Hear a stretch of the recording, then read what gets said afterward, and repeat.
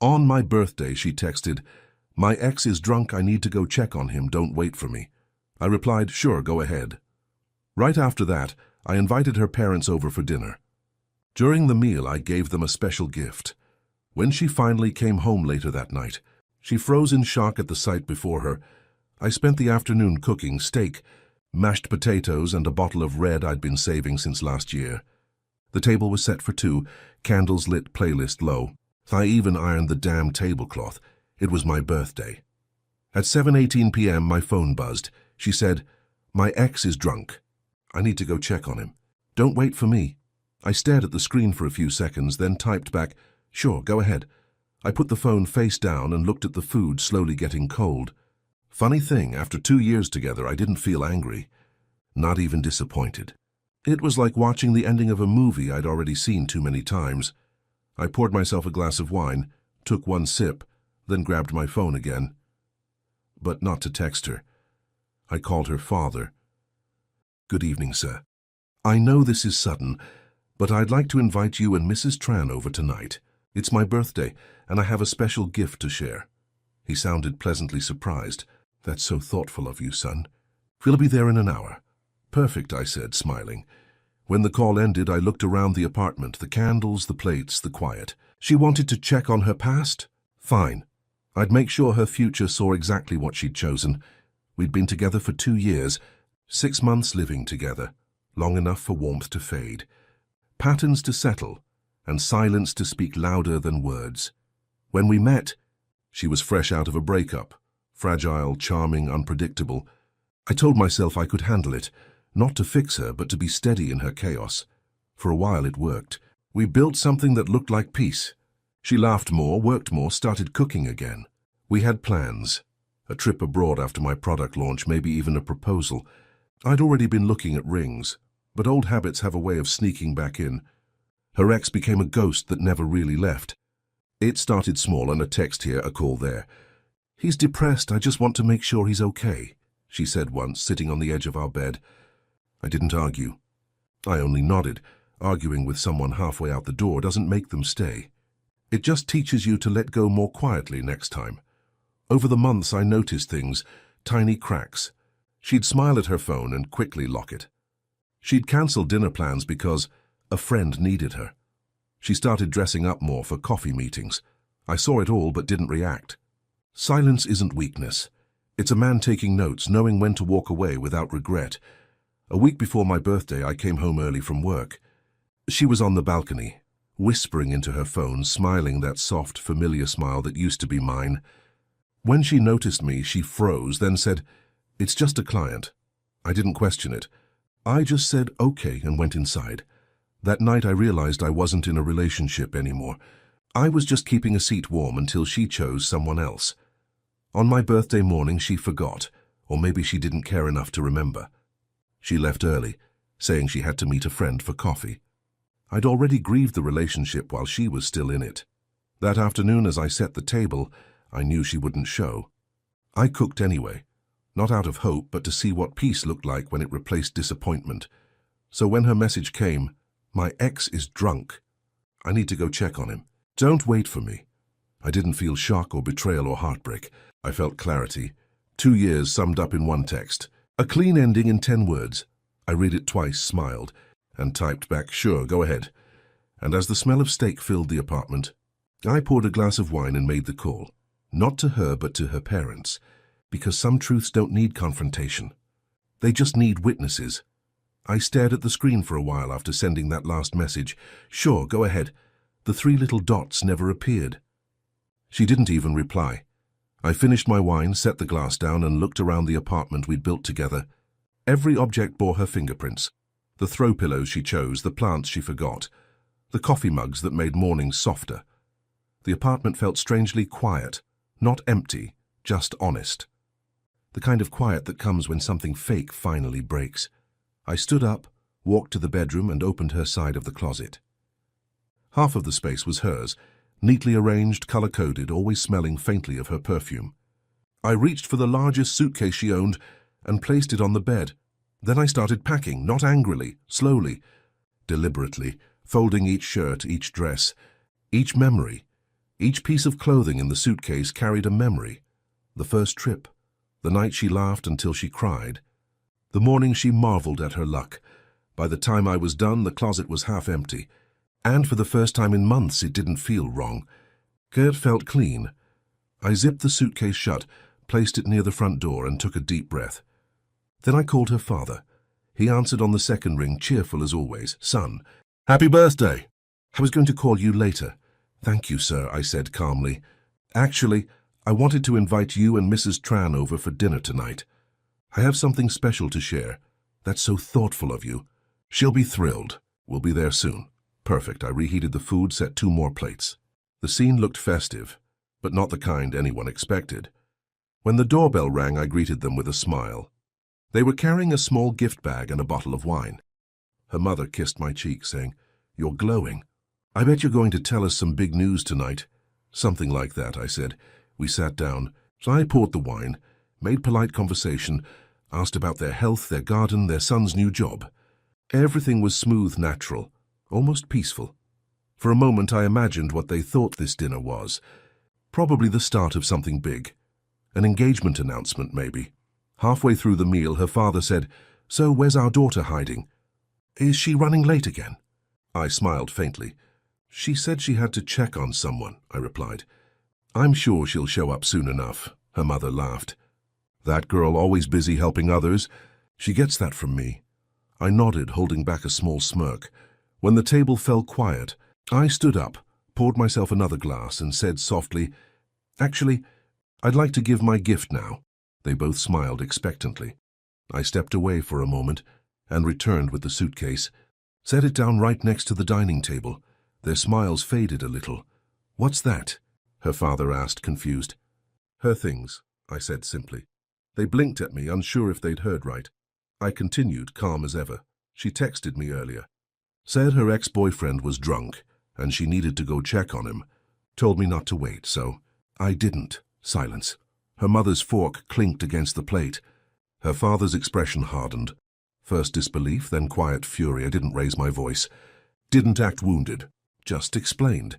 Like a man closing a business deal that had gone bad. I thought it'd be best if she took her things back home. "I'm sure she'll appreciate your help with that. Consider it her share of tonight's gift." I lifted my glass. "To honesty," I said.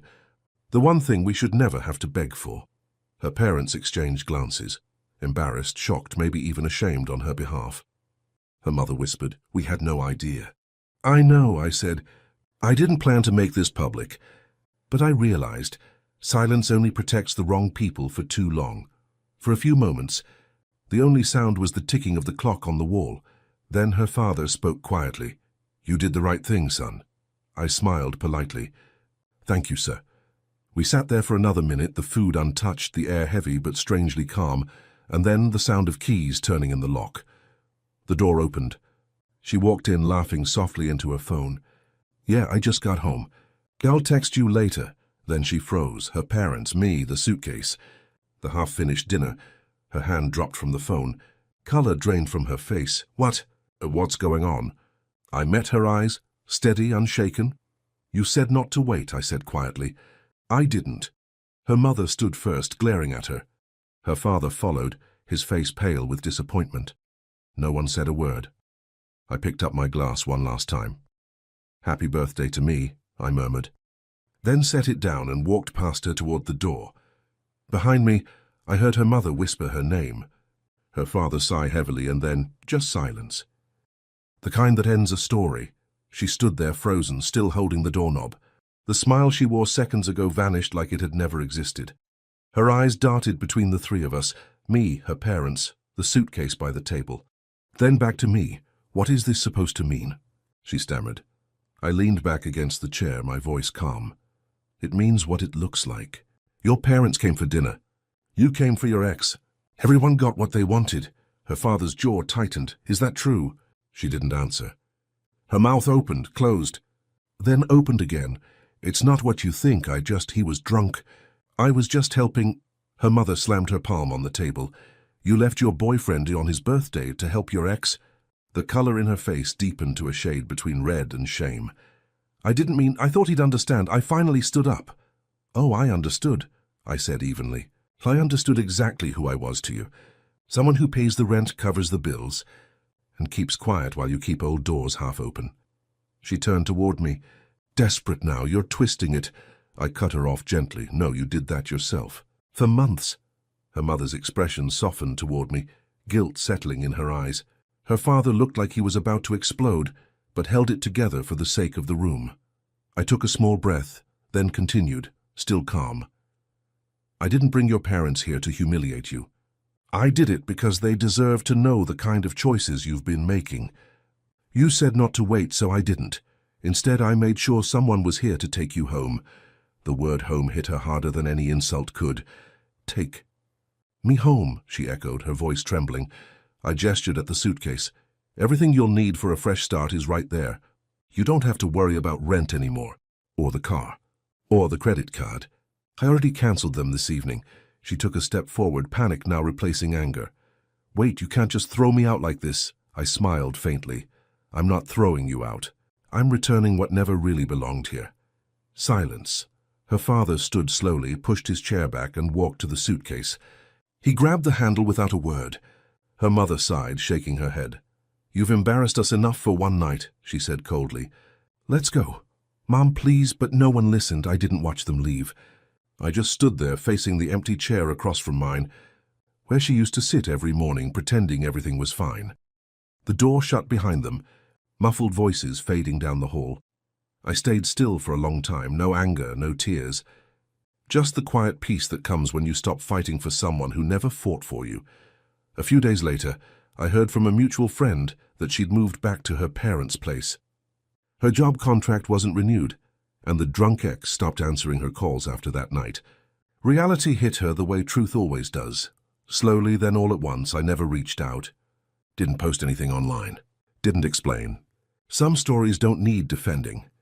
They just need an ending. Mine did, between a dinner table, a suitcase, and a candle that burned out quietly. The morning after felt strange. I made coffee like usual, sat at the kitchen table, and for the first time in a long while didn't check my phone. There was nothing left to wait for. Her toothbrush was gone. Her shoes weren't by the door. The closet, once divided between her side and mine, was now just mine. I expected pain, but it didn't come. It just felt. Clean that evening, her father texted. Son, I'm sorry for what happened. You didn't deserve that. I hope you find peace, I replied. I already did. After that silence. And that silence became my favorite sound. A week later, I took a few days off work. I drove out to the coast, a small beach town 3 hours away. I rented a small cabin overlooking the sea, cooked for myself, watched sunsets, walked barefoot on the sand. For the first time in years, my mind wasn't looping through someone else's moods, someone else's excuses. Funny, when you stop fixing people, you see how much energy you gave just to keep broken things standing. By the second night, I realized something simple and brutal. Love isn't measured by what you tolerate, but by how much truth you can bear. She couldn't bear any. A month passed. Then 2. People asked about her sometimes. I just said we went separate ways. No one needed the story. Let her version be whatever helped her sleep. I had nothing left to prove. Meanwhile, I started changing small things. I joined a gym again. Started cooking instead of ordering in. Deleted old photos, not out of spite, but because they no longer felt like mine. One night, while backing up files from my laptop, I found a folder named Us. Inside were hundreds of pictures, vacations, birthdays, half-smiles, and almost love. I hovered over delete for a moment. Then I smiled and pressed enter. Gone, just like that. Not erased, released. A few months later, I ran into her best friend at a cafe. We exchanged polite small talk until she said quietly, "She's not doing great, you know. Move back home. Can't find steady work." Her ex ghosted her too. I just nodded. There was no satisfaction in hearing it, just closure. I wasn't her karma. Life was. She regrets it, her friend added softly. She said she didn't think you'd ever walk away. I took a sip of coffee and smiled faintly. That was her mistake. Everyone has limits. She just thought mine was endless. And that was the end of that conversation. On my next birthday, I didn't throw a party, didn't invite anyone. I just made myself dinner, poured a glass of wine, and lit one candle. Gratitude that I'd learned the hardest kind of lesson, the kind that doesn't come from heartbreak, but from clarity. Because when someone shows you who they are, and you finally stop making excuses for them, that's not loss, that's liberation. Sometimes I think about that dinner table, the stunned faces, the quiet truth sitting between us like a confession no one asked for, but everyone needed to hear. I didn't plan revenge that night. I just chose peace over humiliation, and that's the difference between ending something and escaping it. She escaped. I ended it. Endings, when done right, don't leave scars, they leave space. Space for better people, better love, better versions of yourself. I raised my glass that night alone but content, and whispered again, this time with a genuine smile. Happy birthday to me.